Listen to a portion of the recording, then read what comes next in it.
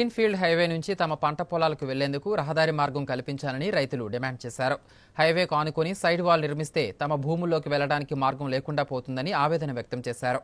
ఈ మేరకు పార్వతీపురం మన్యం జిల్లా పాచిపెంట మండలం గురువినాయుడుపేట వద్ద హైవేపై ఆందోళనకు దిగారు.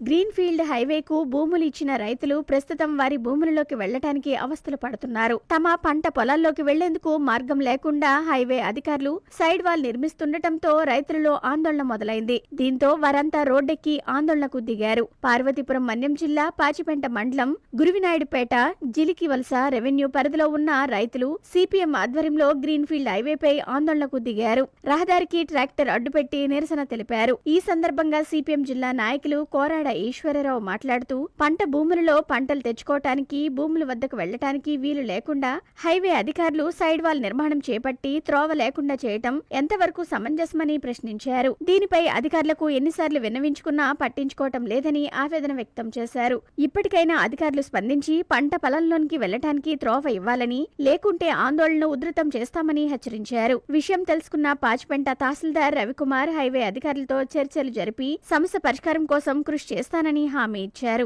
ఈ కార్యక్రమంలో సిపిఎం నాయకులు, రైతులు పాల్గొన్నారు.